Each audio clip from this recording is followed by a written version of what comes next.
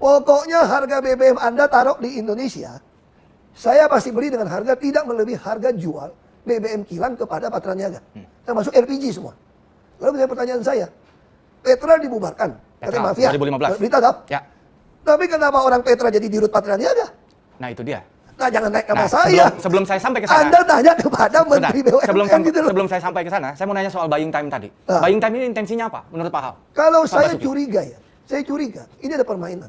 Bekas satu dirut Patraniaga dipecat. Karena? Saya tidak tahu, tapi diduga. Karena dia tidak mau menandatangani pengadaan editif itu. Jadi pengadaan editif ini melibatkan oknum di BPK malahan. Menurut isu. Oknum BPK ini jadi backing supaya Pertamina ini membeli editif ini dengan transport dengan tender yang tidak sah. Lalu saya dengar isu itu, saya panggil datang. Ini semua ada rapat dalam berita acara. Saya tanya, ini nggak bisa. Terus ditakut-takutin, kalau nggak menandatangani, di SPBU nggak ada barang nih. Ditakut-takutin kelangkaan? Kelangkaan nih. Padahal saya bilang, mana bisa tender dipisah antara transport dengan editif. Lalu karena transport lebih mahal, dikalahkan. Editif yang lebih murah, kalau nggak salah seperti itu. Lalu saya bilang, dirutnya kalau tanda tangan, kok nggak laporin nih. Dirutnya nggak mau tanda tangan Patraniaga. Lu bisa cari namanya siapa. Bekas orang Telkom, saya nggak usah sebut namanya. MK lah, singkatannya lah. Saya gini lah, kalau menurut saya, ini permainan sudah lama yang masing-masing penguasa tidak mau stop. Makanya kenapa orang takut saya jadi dirut, demo-demo.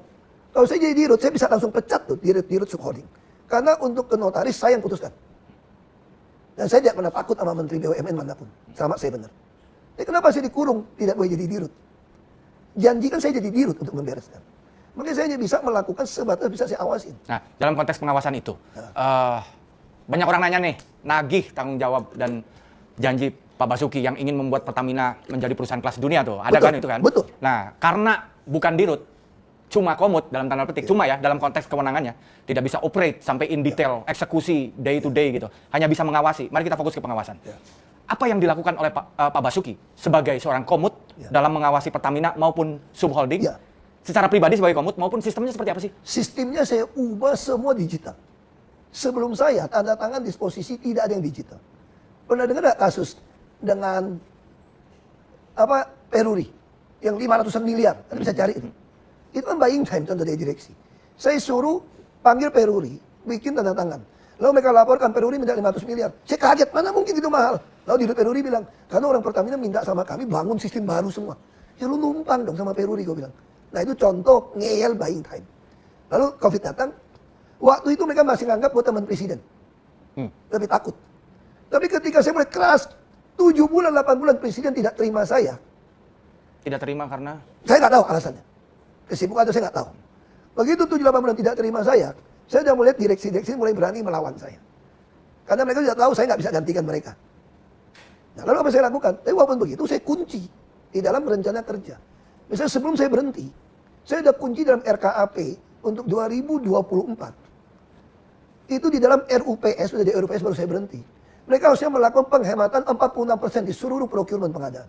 Di semua seluruh ekosistem Pertamina ya? Dan itu sudah tanda tangan. Anda bisa periksa.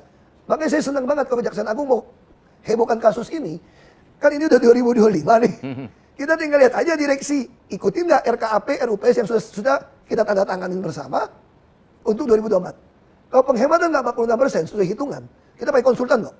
Berarti maling. Berarti kalau diubah di RUPS RKAP-nya, berarti ada intensi nyolong. Nah itu yang bisa saya lakukan. Sebagai komut. Saya sebagai bilang, komut kenapa saya semua tercatat? Saya sering ngancam mereka secara kasar kok. Kalian jangan anggap saya nggak berdaya hari ini ya. Mungkin ada yang anggap saya itu macan ompong di Pertamina, karena nggak jadi dirut. Tapi kalian tunggu, waktu akan berputar. Semua catatan ini akan saya pegang. Satu hari ganti rezim, penjarain kalian semua. Kalian ingat baik-baik kalimat saya direksi. Saya boleh keluar dari sini, tapi catatan yang saya punya, kalau rezim betul-betul mau membereskan negeri ini dari korupsi di migas dan Pertamina, saya berani jamin, saya dengan data ini akan penjarakan kalian semua. Makanya saya harap, ini kasus bukan cuma si Rifa Siahaan Patraniaga kok. Mana mungkin. Saya kira oknum BPK bisa terlibat, Anda yang audit kok. Ya, Rifa sendiri baru masuk Petraniaga 2021. Tapi dia orang veteran, katanya isunya semua. Sebelum lama di Pertamina Shipping International. Ya, tapi intinya gini lah. Intinya kita ngomong lah. Bubarin Petra pun menurut saya itu main-main bohong doang. Kalau begitu, kalau orang Indonesia sama. Anaknya bisa main. Kalau mau bubarin seluruh sistem mafia migas, ikutin yang saran saya deh. IKA Talok itu LKPP orang kita, bos, pemerintah. Harga ICP ditentukan oleh Menteri SDM. Subholding kilangnya Pertamina, itu kan kurang efisien sebetulnya. Harusnya kilang yang lebih modern, lebih murah. Jadi kalau saya mengatakan harga kilang Pertamina dia patokan e-katalog, karena udah dibeli dari subholding Patra Niaga, termasuk LPG, kan barang nggak cukup. Aftur segala macam. Selesai. Apa yang mau mafia? Dan Indonesia siap perang sama siapapun. Karena punya stok minyak bisa setahun. Nah, terkait buying time itu, Pak. Itu maksudnya. Salah satu angle yang dibidik oleh Kejaksaan Agung adalah pengkondisian agar ketergantungan impor kita ini terus tinggi dengan cara menghalangi produksi minyak dalam negeri nggak optimal. Kata Kejaksaan ya, ada rapat tersendiri nih untuk melakukan pengkondisian ini. Nah, ini pengkondisian ini kan luar biasa ya, Pak ya. Maksud saya, ini kan ngomongin pengkondisian yang besar, yang beyond menurut saya urusan subholding gitu. Sebetulnya nggak beyond. Ini bukan beyond. Ini ada tangan yang berkuasa ikut main kalau menurut saya gitu loh. Di Republik ini. Itu yang saya maksud. Beyond Kalau urusan saya mau subholding beresin perusahaan. apa yang susah? Saya kasih contoh gini ya. Ini bisa jadi lebar kemana-mana kasusnya kalau dibongkar. Saya senang banget ini. Ya. Saya kasih contoh begini. Ya. Saya agak emosi ini soal ini. Saya di sini bukan mau mendefend Pertamina atau siapapun. Saya ingin masyarakat itu mengerti bahwa akar masalah Republik Indonesia adalah korupsi dan kemunafikan.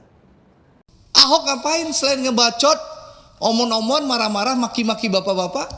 Apa yang dilakukannya? Ada nggak dia bawa data ke aparat penegak hukum? Nggak ada kan? Ngapain dipanggil? Kita ngapain ngasih panggung orang yang sudah pensiun, nggak berbuat apa-apa, lalu sekarang setelah Kejaksaan Agung melakukan penegakan hukum, dia mau jadi pahlawan kesiangan. Ya, ini kan pahlawan kesiangan. Untuk apa? Kalau dia punya data, harusnya dia jadi komut, dia bawa datanya ke Kejaksaan Agung, ke KPK atau ke kepolisian. Itu baru kerja pengawasan. Kalau sekarang setelah Jaksa Agung di era Prabowo melakukan penangkapan, lalu dia ngebacot. Oh, kalau saya bisa, saya punya data. Lu ngapain aja lu bro selama ini gitu loh. Ini kan orang sudah pensiun, nggak punya panggung politik, memanfaatkan kehebatan Kejaksaan Agung di era Prabowo untuk numpang tenar kembali supaya populer lagi. Gitu loh Pak Fadli. Ini gaya politisi numpang tenar pansos terhadap kemampuan kinerja Jaksa Agung di bawah era Prabowo Subianto sebagai presiden. Gitu loh. Jadi ini saya ingin menegaskan kepada buzzer-buzzer Ahok ya menurut saya sudah mengganggu sekali.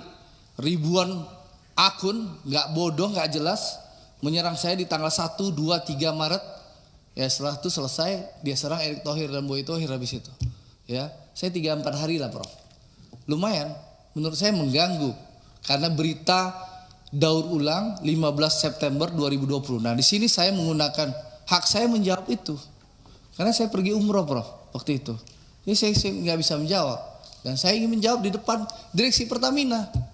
Ya, karena saya tahu bahwa Bapak kan tahu banyak omon-omon aja. Ngebacot aja.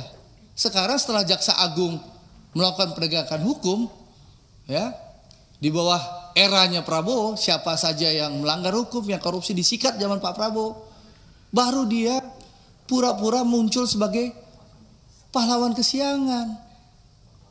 Dan alhamdulillah jejak digitalnya banyak.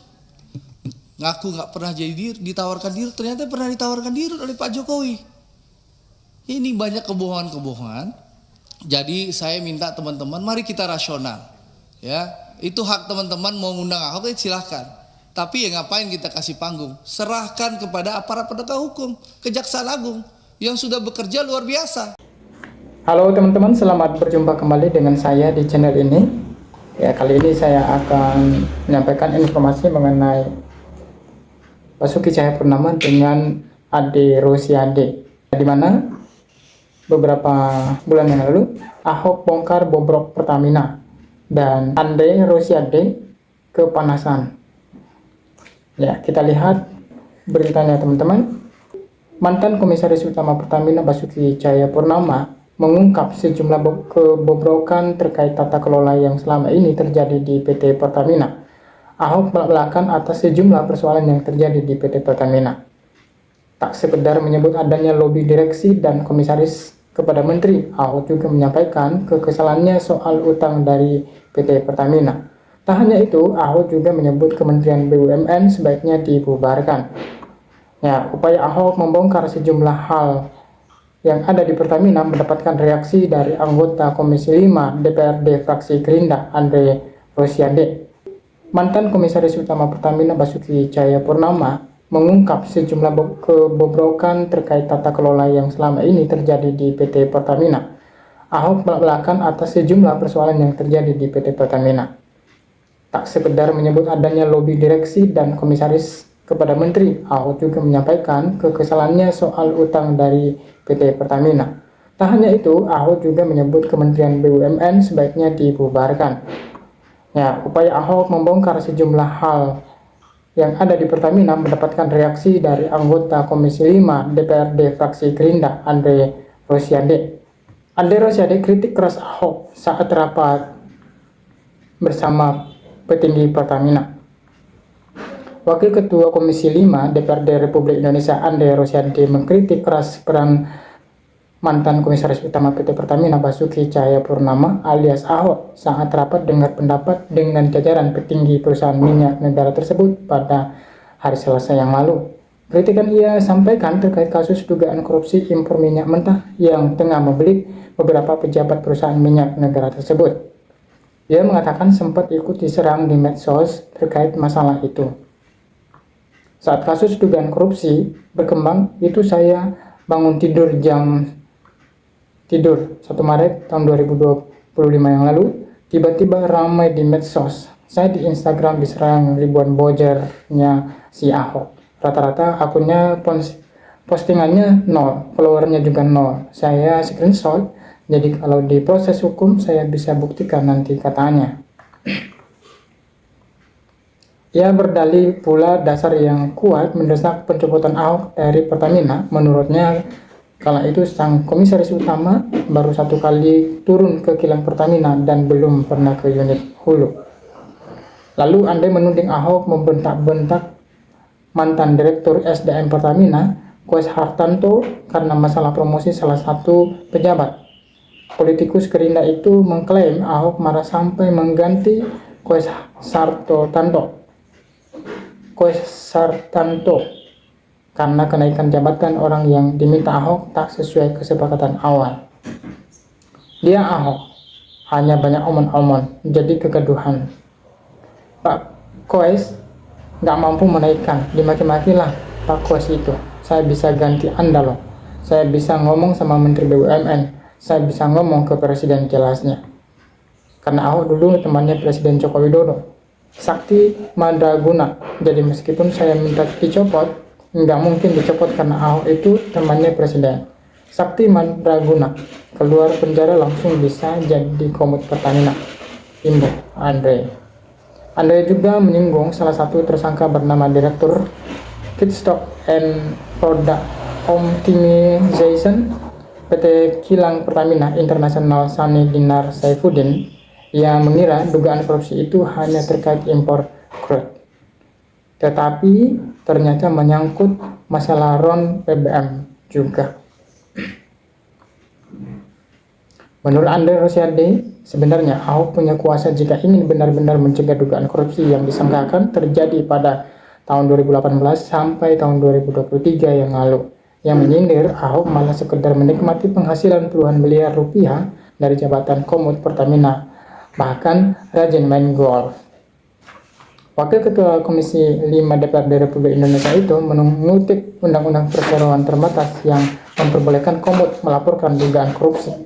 Anda juga mencontohkan bagaimana Menteri BUMN Erick Thohir bahkan aktif melaporkan dugaan korupsi ke Kejaksaan Agung. Ahok ngapain selain mengebacot, omon-omon, marah-marah, maki-maki bapak apa yang dia lakukan? Ada nggak dia bawa data ke aparat penegak hukum? Nggak ada kan, kata Andre. Setelah Andre kurang lebih 4 menit membahas khusus tentang Ahok, politikus PDIP Rieke Dian Pitaloka menimpali. Ia meminta Ahok dipanggil ke DPR untuk menjelaskan kasus yang menimpa Pertamina. Panggil Ahok ke sini, katanya. Namun Andre menolak usul tersebut. Ia menegaskan ogah memberi panggung pensiunan yang selama menjabat di Pertamina tapi dianggap tak berbuat apa-apa. Sekarang setelah Kejagung melakukan penegakan hukum, Ahok mau jadi pahlawan kesiangan. Untuk apa? Kalau dia punya data, harusnya dia jadi komod, dia bawa datanya ke Kejagung, KPK, atau ke kepolisian. Itu baru kerja pengawas, tegas Andre dengan nada tinggi. Andre Rosiadi menuduh Basuki Cahayapurnama hanya ingin menumpang tenar agar kembali populer. Ia menuding Ahok hanya panjat sosial atau pansos terhadap kinerja Kejagung di era Presiden Prabowo Subianto. Pertamina memang tengah digoncang kasus dugaan korupsi impor minyak mentah. Ahok pernah buka suara terkait kasus korupsi impor minyak mentah yang kini membeli Pertamina. Ia mengaku siap buka-bukaan soal kasus itu bila dipanggil Kejaksaan Agung. Dia berkata akan memberi keterangan sesuai yang diperlukan ke kejaksaan. Ya, bisa saja dan aku senang jika diminta keterangan, ujar Ahok melalui pesan singkat kepada ccnindonesia.com. Ia tak menjelaskan apakah mengetahui modus impor BBM di Pertamina yang merugikan negara. Dia berkata hal itu berkaitan dengan teknis pengadaan barang. Meski begitu, dia mengingatkan ada pengawasan berlapis di Pertamina. Selain itu, ada pengawasan dari Badan Pengawas Keuangan atau BPK. Harusnya, jika sampai terjadi berarti libatkan semua pihak yang berhubungan, ujar Ahok. Kami hanya lakukan pengawasan dan beri saran jika ada laporan. Anak perusahaan juga ada Dekom atau Dewan Komisaris dan komodnya, komisaris utama sendiri, imbunya. Nah, teman-teman, itulah informasi mengenai Ahok dan Andre Rosiade.